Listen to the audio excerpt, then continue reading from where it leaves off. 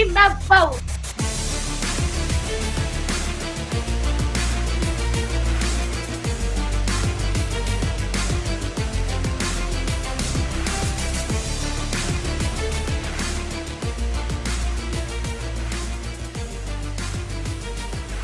Court is in session with Ryan in Sacktown on If You Don't Like That. Now, Ryan in Sacktown. Oh, must be Ryno.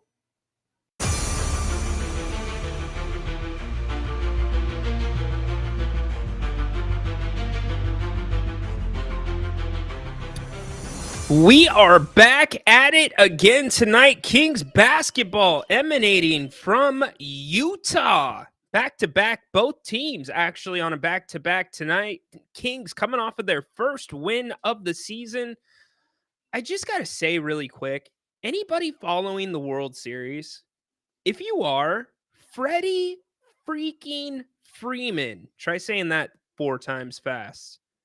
Are you kidding me? This guy's homered in every game this series, including a walk-off grand slam.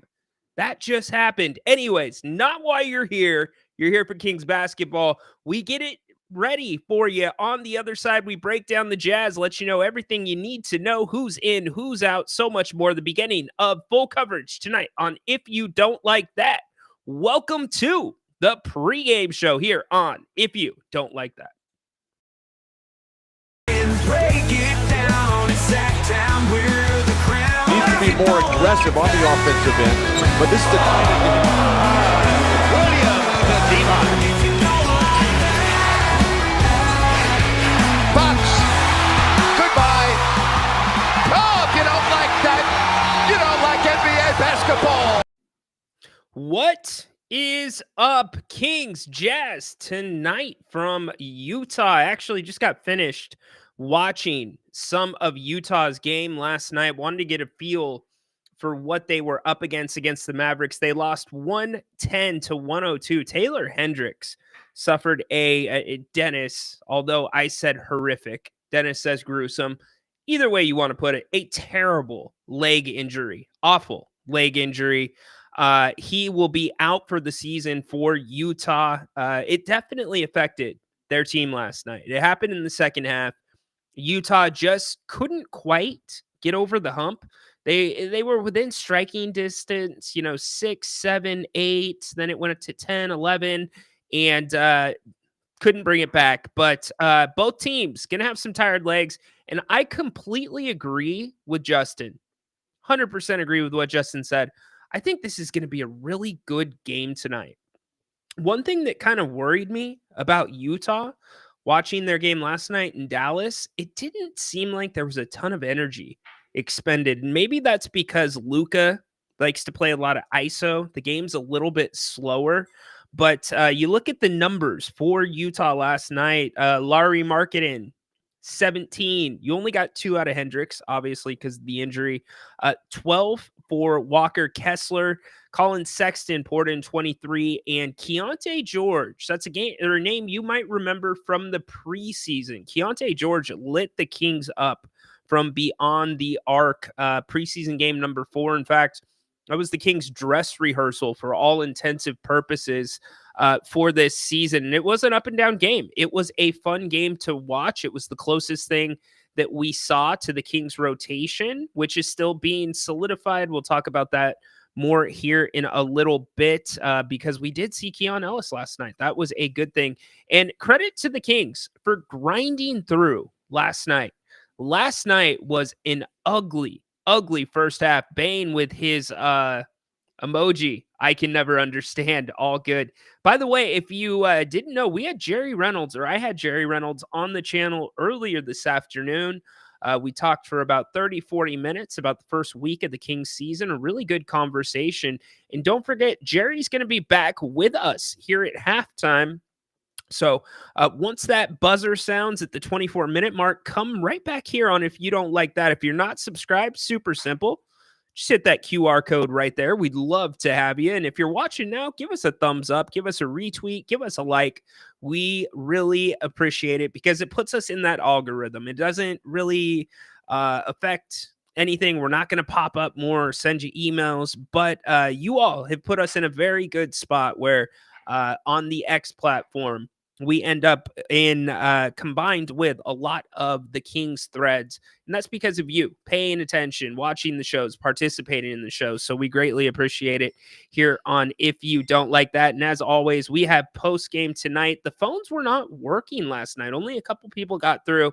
Those will be fixed tonight. So make sure you tune in. Hopefully we are talking about another Kings victory, making it 2 in a row. This is the first game of a 4-game road trip for the Kings. It's a funky, really funky road trip. Now, not quite as funky as Dwayne Wade's statue.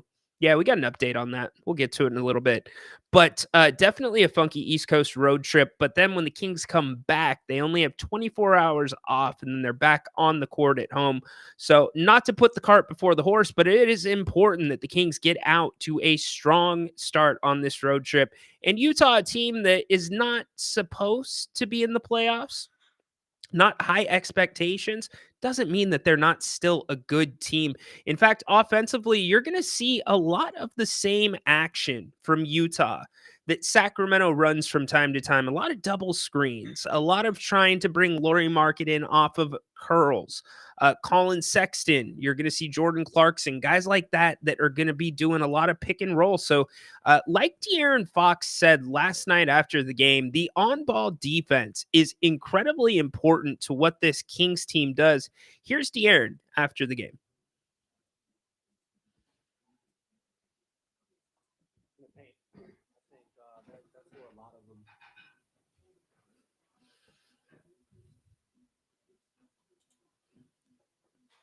Sorry about that. Soundbite is not loading, and I know exactly why. Give me 2 seconds. There you go. Here was De'Aaron Fox after last night's game. In the paint, I think that's where a lot of them come from. Obviously, Jay always talks about spray threes. I don't know if all teams track it, but whenever we keep track of how many times the team touches the paint, what their point per possession is, how many times they don't touch the paint, and how many points per possession those are. And usually, whenever we're allowing teams to touch the paint, their points per possession skyrocket. So I think in that third quarter, we were able to touch the paint and just made offense a whole lot easier for ourselves. De'Aaron Fox eclipsing 10,000 career points as a Sacramento King in 8 years. Very impressive for him. Jerry Reynolds said still not the top King of all time, but he thinks De'Aaron could be, by the time it's all said and done, the best and top Sacramento King of all time, which is kind of a cool statement. And De'Aaron, big year for him, looking to get that Supermax extension and really a crossroads for the franchise. Not It's too early to really dig into that right now, but it is an interesting subject to see what they'll do. So, Justin, good comment there. What's up, SoCal Lifestyle? Hope you are having a great one tonight. Let me know where you're watching the game from. Check in. Let me know where you are at. I love seeing all the different cities, a lot of times different countries that are tuning into the show. Adam, a win against the Jazz is music to my ears. Adam, my man. Damn. Look at you. Always pulling a quick little funny one. I love it. What's up, Sacramento fans? Second time I've seen that name today. Murray could use a big game. I completely agree with you. This is a game where Keegan Murray really could break out. Too many people are talking about his three-point shot. I'm not so worried about his three-point shot. I'm more worried about getting him involved, much like you see the Kings come out and get Kevin Huerter involved, who we'll talk about momentarily. They got to try to get Keegan a little bit more involved, but very impressed with Keegan's ability to create his own offense this year in a small sample size, only 3 games comparative to the first 2 seasons here in Sacramento. Organic, Ohio. I love it. Thanks for tuning in from Ohio. Let's see. Douglas, wish I could actually watch the game tonight, but the Jazz don't want me to. The Jazz are blocking you out, huh? Go do your free trial on NBA League Pass. You can get the game then. That would be easy. Justin hopping back in. Hopefully Baki will call tonight after the game. Trust me, Baki will be around. He will certainly call at some point. Keegan Murray, despite his offensive struggles last night, his defense remains stellar. And speaking of stellar, did anybody expect the open to the season that Kevin Huerter has had so far? To me, I was not worried as much about Kevin Herter's offense. I thought a lot of it was based off of some of the situational looks the Kings were running last season. Not as much structure. Thought it would come around. Now, a little bit concerned about missing 3-pointers. After all, he is a shooting guard. But I thought as the Kings got more into a balanced approach offensively around DeMar DeRozan and taking a little weight off of Domantas Sabonis, because that's what changed things for Kevin Herter. It was the defense hanging off of Domas, therefore making it pretty easy to guard Kevin and taking that DHO look away. Kevin, at the start of this season, to me, has been the surprise for the Kings, and not for the offensive end. It's the defensive end. Kevin has been very active defensively. For those that don't know, the Kings track deflections. Kevin's hands have been extremely active. I think he's done his best to stay in front of his opponents, which at his position, not always an easy ask. A lot of times the guys he is guarding are more athletic than him, but he's found a way to get it done. And his endurance has been pretty good as well. He's played decent minutes in the amount over the past couple games. Here's what Kevin had to say about last night's game against the Trailblazers and the lack of flow. Yeah, I thought the whole game was muddy and ugly and just weird flow, to be honest. And especially that first quarter where it felt like we weren't scoring. And, I think we looked up and they had 14 or 18 points, and you're like, what's happening in this game right now? So those are the ones you need to win. It's good to win those, obviously, at home. Again, I still think we're figuring each other out. We need to play faster. We need to get out in transition. We need to rebound better defensively, and those are all things I think we went in and emphasized in this game, and hopefully we shoot a little bit better tomorrow night. I'm sharing with you right there the stats through 3 games for the Utah Jazz. They are 0-3, but their opponents have been rather difficult. You had Golden State, you've had Dallas mixed in there. So they're going to be eager to get one tonight, especially again with the injury suffered by Taylor Hendricks. Sometimes those things do have effects on teams. So like Justin said, will be a good game. Last night's game really turned around in the third quarter. The Kings came out, finally had some energy, found a way to get it done, grinded through it. In fact, midway through the third quarter, the Kings went 11 for 14 consecutively from the field. That is what took the lead from 70 to 58 to completely out of reach. It was an incredible stretch. The Kings went 2-2-2. They missed a shot, then they went 3-3-3. They missed another shot. They got to the free throw line. Then they go 2 at the start of the fourth quarter. They had a turnover, missed shot, and then a 3 and a 2. Hell of a stretch if you are the Sacramento Kings. Now, the lulls here and there, that's something this team's going to have to figure out. And the one thing I do worry about with Utah tonight is a little bit of zone defense. I think Utah is going to mix that in. And zone is one of those words that you have heard every single pregame show here on If You Don't Like That, because more teams are doing it. Number one, here and there to mix up the look, but 2, it's exactly what you should do against the Sacramento Kings because the Kings want to play so fast. The pace in that stretch of the third quarter that I just mentioned was really high. It was exactly where the Kings want it to be, and in combination with their free throw attempts. Free throws have been excellent this year, a complete turnaround through 3 games from last year. In fact, don't put much weight into this, but the Kings are number 1 right now in the NBA in free throw percentage at 83.3%. Here's Coach Mike Brown on what he thought of last night's performance against the Portland Trailblazers. Guys, Portland's a young, scrappy team. They play very, very hard. Hi, Warren. How are you? Okay. They're scrappy. It doesn't matter if they're up big, down big, close game. They're going to get up in you and keep trying to disrupt you. And then they got those 2 big guys on the backside that clean a lot of stuff up at the rim. But I thought our guys were really good defensively. They shot 42% from the floor, 18% from the 2. And so our guys did a great job of trying to follow our game plan on the defense end of the floor. I thought Keegan stuck his nose in there and rebounded. Doma stuck his nose in there and rebounded. Fox with 6 rebounds.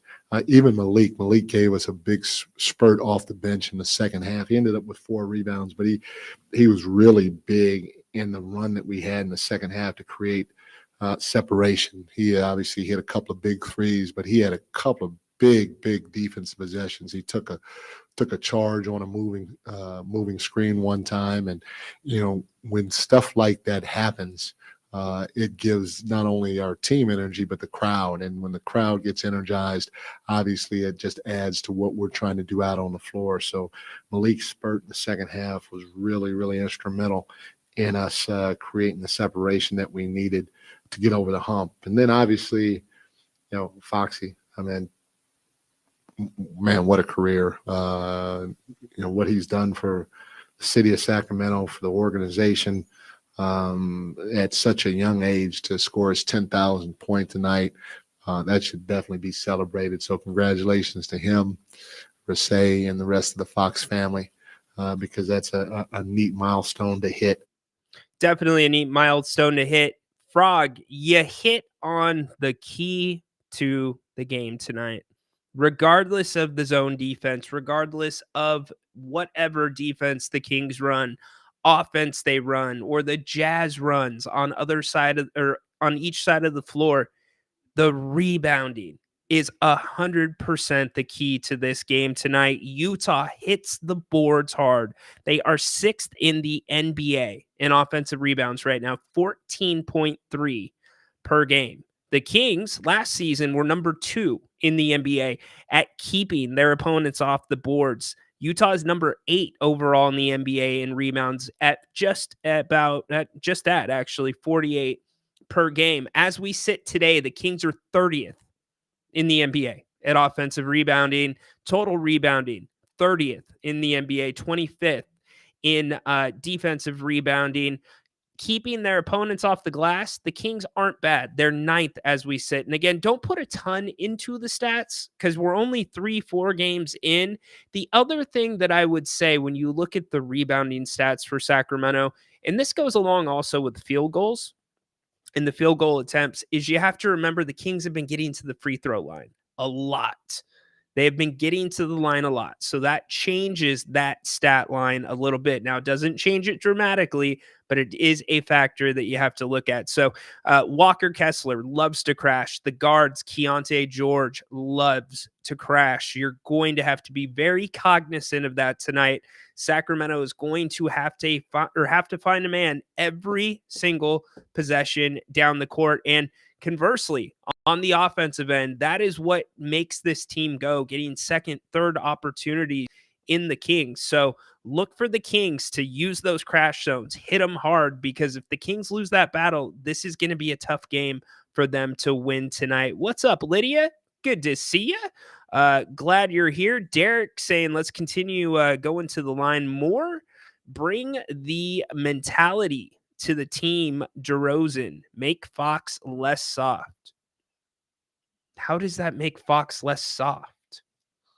I get what you're saying, Derek. And so we've said it before on the show, De'Aaron Fox this offseason made a point of centering a lot of his offseason workouts around free throws and also centering them on getting to the rim, meaning the skill work that he worked on was heavily focused towards being more aggressive at the basket, finishing at the basket. And we've seen it, I would say, we've seen it more through 3 games than we saw a lot of last year with De'Aaron. So it's got to continue on both sides. Free throw shooting, again, has been good at number 1 in the league, 83%.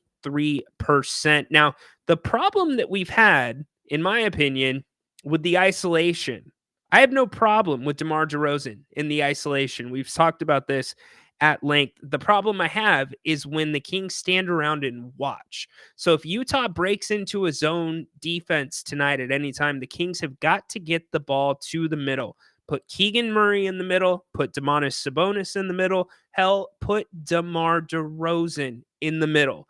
They've got to do that, and they have got to move the ball. So that's where the basketball IQ comes in. The assists from Fox have been good, Dennis. I don't disagree, but the turnovers could use some improvement. Not as bad last game. De'Aaron did a pretty good job of taking care of the ball. In fact, here was De'Aaron after last night's game. We're not, a big team by any means, but in Portland last year and already this year is attempting the most shots at the rim. So, excuse me, wrong one. Here is De'Aaron for you. Oh no, we lost De'Aaron. What happened to De'Aaron? Who messed with my sound drops? Anyways, Malik Monk, really quick on last night's grind. Malik has been brief and to the point this year, which I appreciate with the media. Just be brief. Let us know what's up. Here was Malik after the game. It's a good question. I don't know if I looked at it like that. But yeah, we just needed to win somehow, some way, and we got one. So I feel like we can get it rolling now. Yes, they absolutely needed to get a win. Again, the Kings, a win tonight goes a long way for a couple of reasons. Winning on the second night of a back-to-back was a problem for the Kings at the beginning of the season last year. I'd love to see them get a little bit of that confidence under their belt. And I think it goes a long ways when you head out on your first road trip of the season to be flying by the beam. That has to boost team morale a little bit, knowing that you got it done for the key, or you got it done for the crowd. Hell, I loved Keon Ellis's effort last night off the bench, diving on the floor. That was some of the loudest moments, or maybe the loudest moment of the game that really got a rise out of the crowd outside of a big shot or a dunk. But you head to Utah tonight, and then you go to Atlanta, Toronto, and Miami. Yes, the travel makes no sense. Let's go to Atlanta, then go all the way back up to Toronto, and then all the way back down to Miami. But that's the NBA for you. So first night of a 4-game road trip.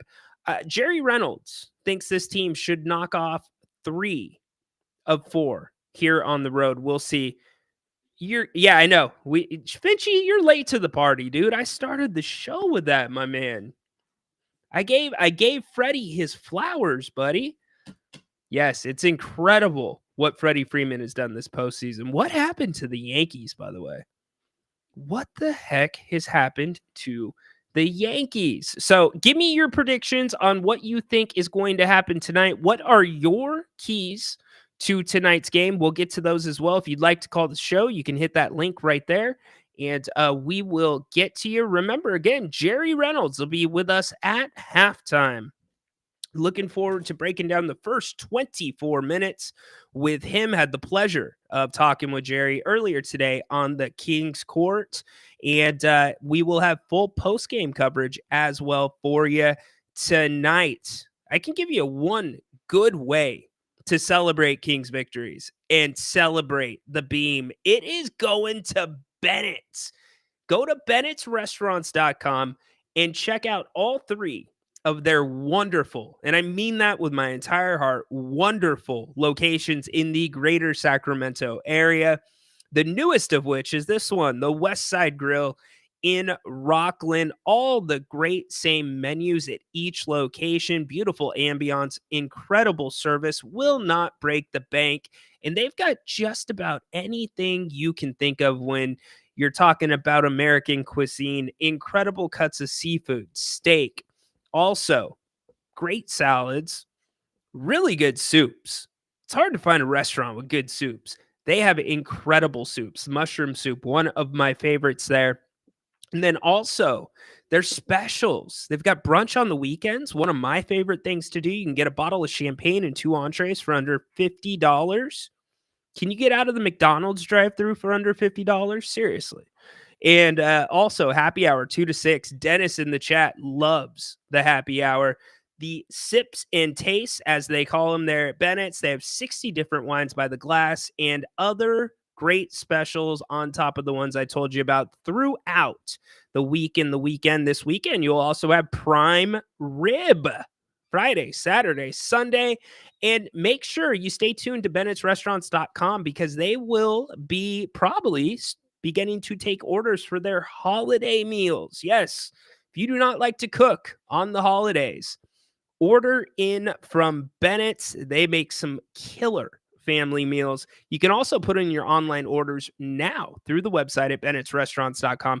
Huge thanks to Bennett's Westside Grill and all of the Bennett's restaurants for sponsoring tonight's pregame show for the Kings and the Jazz. Again, both teams coming in off of a game last night. The Kings winners against the Trailblazers, the Jazz losers to the Mavericks. Kessler Edwards actually got some burn last night for the Mavericks. Cool to see Kessler in there getting a few minutes. Adam, let's see. Len seems to be getting more playing time in the absence of HB. Adam, I think that is one of the more interesting things to watch when it comes to this rotation. Jerry and I talked about it earlier on the Kings court.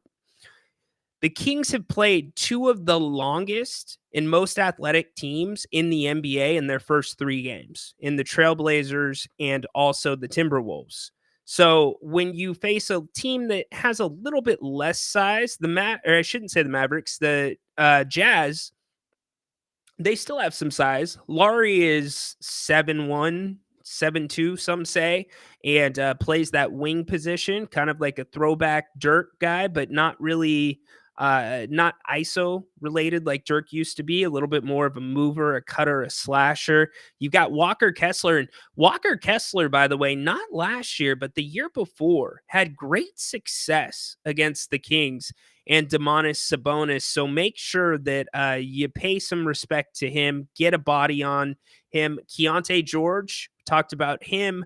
Jordan Clarkson coming off the bench. Utah's coach will not hesitate to make a substitution within the first couple minutes of the game. So I always find that super interesting as well, especially with all the talks about Mike Brown's rotation here in Sacramento and wondering when will it solidify. And to your point, when the Kings play a smaller, quicker team, how is he going to use that lineup? Who's he going to give more burn to? Also, remember, Orlando Robinson is not yet playing. He is still coming back from the sprained MCL. He did not play really any of training camp. He got a couple of practices in, and that was it. Sprained the MCL.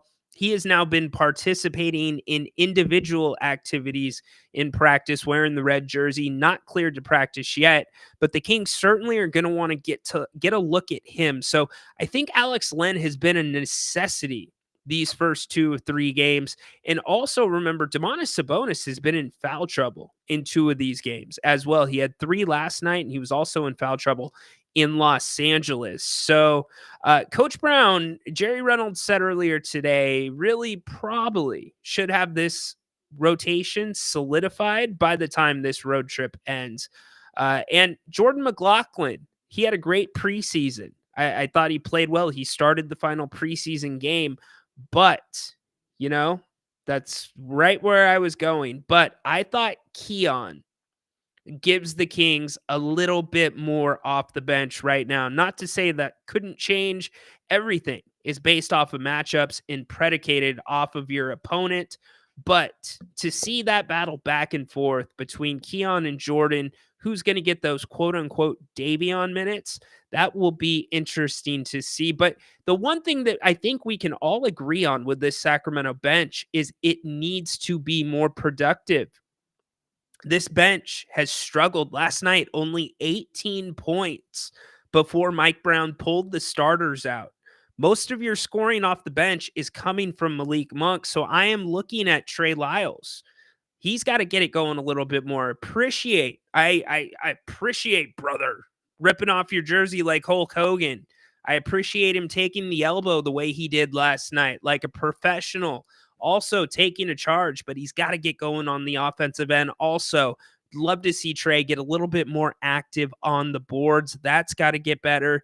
I don't expect much from Keon scoring, but we know he has the ability to knock down the open 3. Alex Len, I don't think the Kings are getting him into his spots right now. And it's not like Alex Len has a ton of spots on the floor, but Alex excels at the pick and roll, throwing it above the rim, get him some looks there.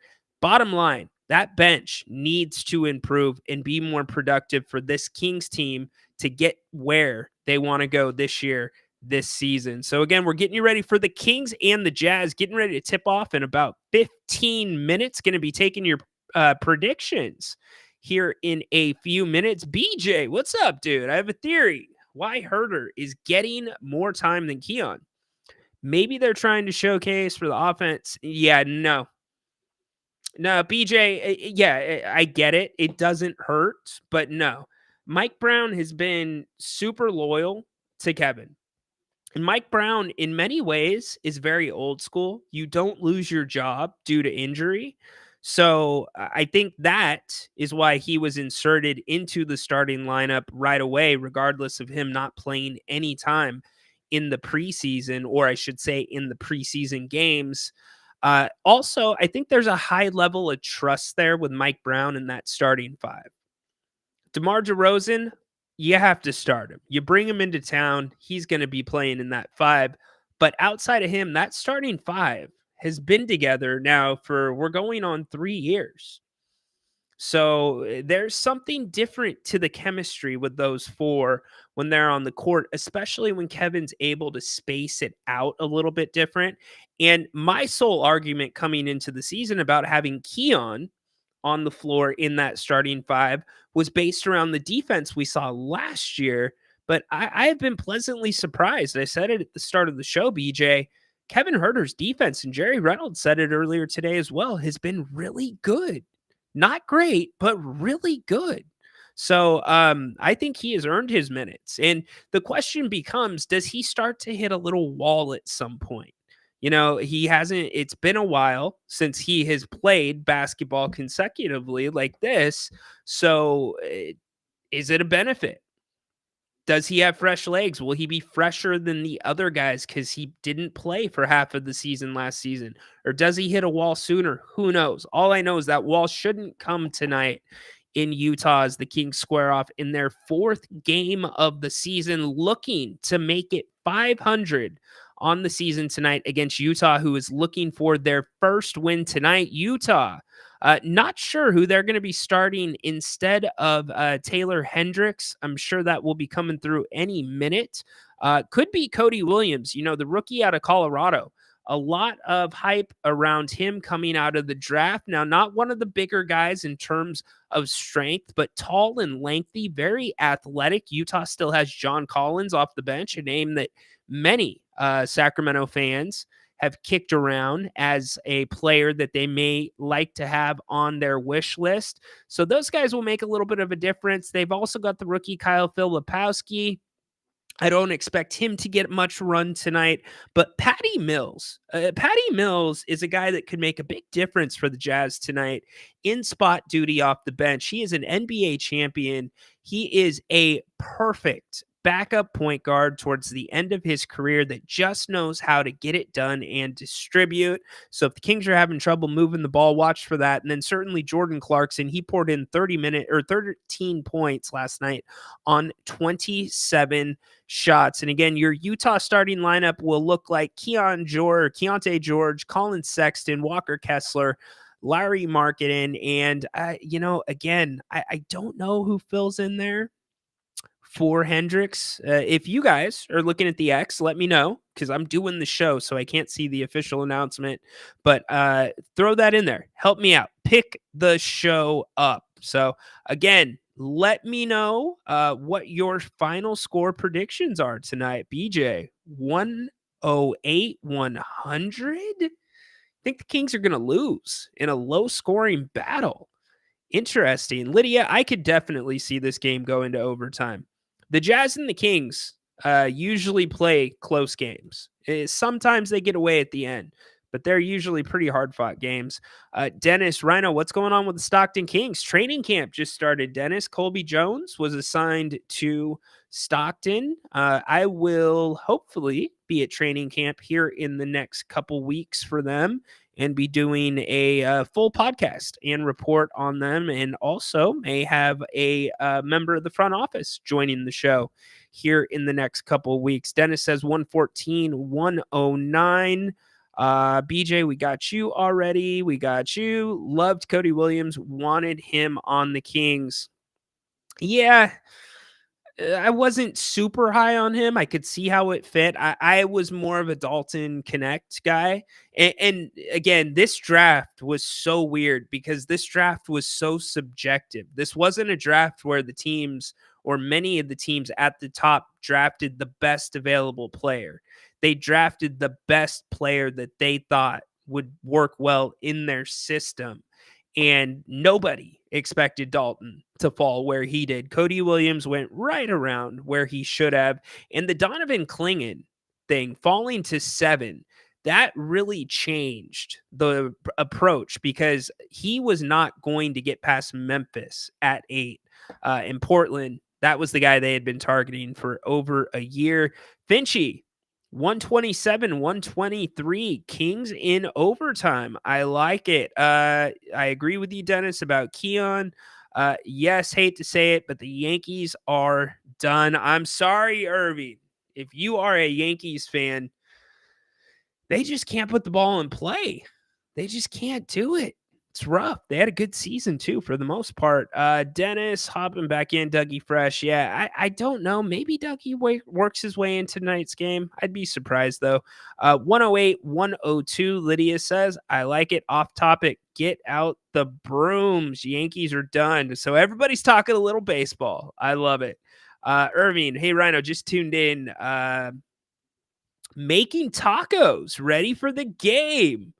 Where's the Big Papa Grant? The Big Papa Grant. I feel weird saying that. The Big Papa Grant.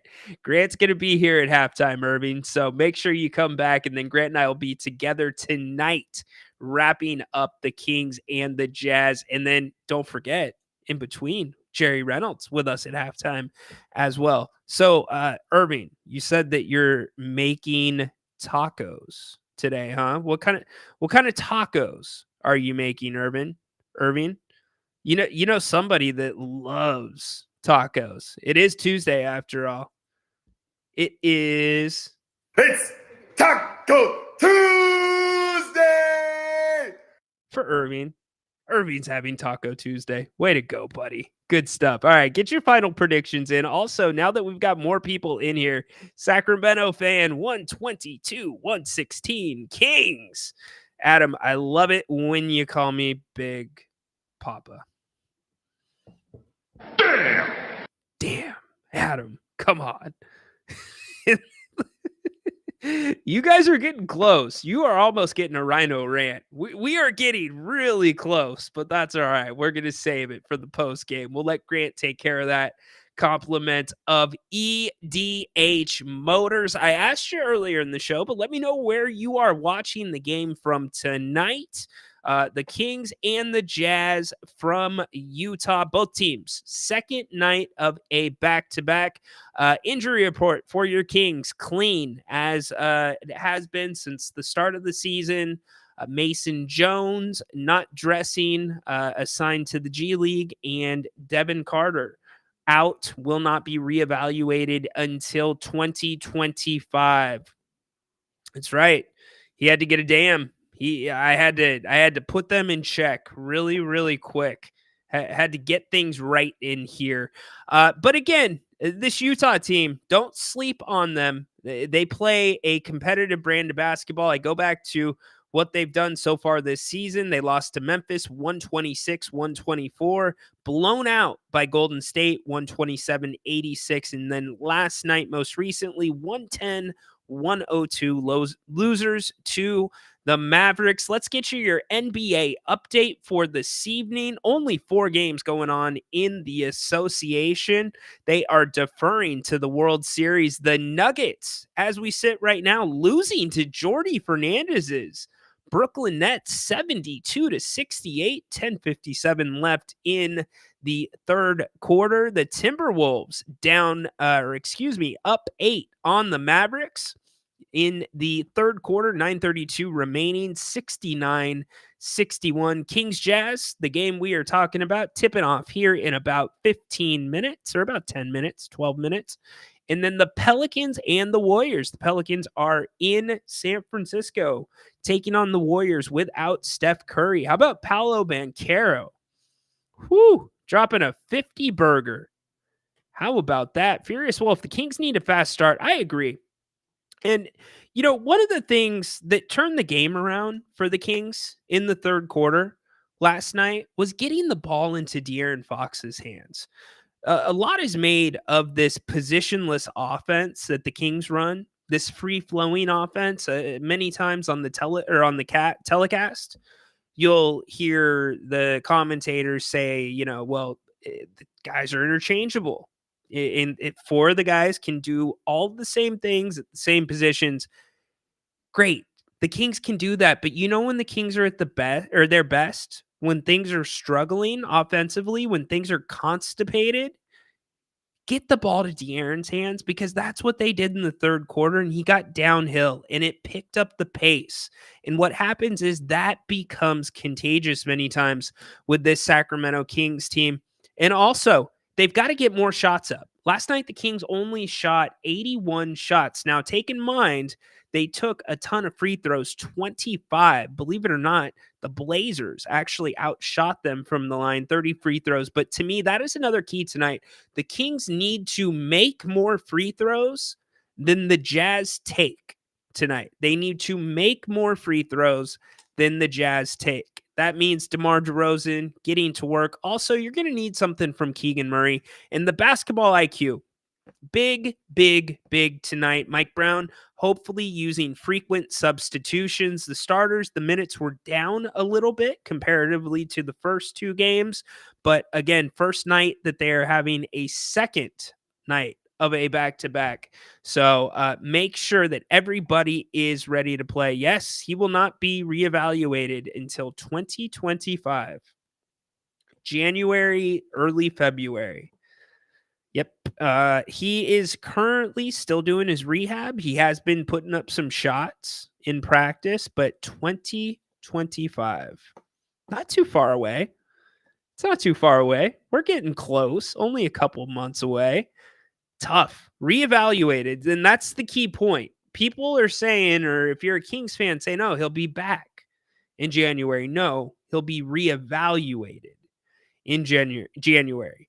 So let me give you an idea of Kevin Huerter's timeline. Kevin Huerter was reevaluated, I believe, the second week of October. Kevin Huerter did not live scrimmage with the team until a couple of days right before the season. So there was a 2-week gap there. Now, different injuries, same part of the body, but that's what reevaluated means. It's different for everybody. No firm timetable on whether or not he'll be out or ready to play after the reevaluation. Zach, Lonzo has sprained wrist, out 10 days. I feel bad for Lonzo, man. Lonzo, I loved the fact that he got a huge ovation in his first game back in Chicago. And hell, it was just a preseason game. He got a ton of love. Then he hit his first three. Chicago was there for him, cheering for him. I thought it was great because he's one of those guys. He opted in, remember? And he's barely been on the court. First time he touched the court in 2 years. So I wish him nothing but the best. I hope he's able to stay healthy. Obviously here, according to Zach, Lonzo Ball out 10 days with a sprained wrist. So again, Kings and the Jazz getting ready to tip off. Don't forget, we will be back at halftime.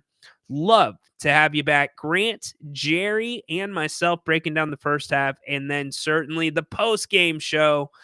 We will have a lot more fun tonight than we did last night. It was really hard to break that one down last night. It just was, because it was so ugly. One of my friends, Chad, he is a radio host, sports radio in Portland. And he's like, dude, the second quarter, it took like 5 hours, felt like 5 hours. I'm like, yeah, it absolutely did. But we did have some fun at Dwayne Wade's statue's expense, but the phone lines were not working. We'll make sure they're working tonight. So come back. We would love to have you. Jerry Reynolds at the half right here. Kings looking to make it 2 in a row in Utah. Look for pace, and guard that 3-point line. Utah Jazz in the preseason, remember, hit a ton of threes in the 4th preseason game against the Kings. I think tonight's going to go in Sacramento's favor. I think they get some confidence off of last night. Too early in the season to be worried about a second night of a back-to-back. Legs still should be fresh. Hopefully Mike Brown leans on that bench. And again, that bench has got to give the Kings more than it has in the first 3 games. Look for Malik Monk to have a huge night in Utah. I would hope that he is the difference maker tonight. But enjoy the first half. Make sure you're right back here with us at halftime. We would love to have you. Don't forget, subscribe to the channel if you have not. We'd love if you'd give us a thumbs up, retweet the show, like, whatever it is. It always helps the channel out. And thank you all for joining us here. We'll see you back right here on If You Don't Like That at the half. Make it a good first half, everyone.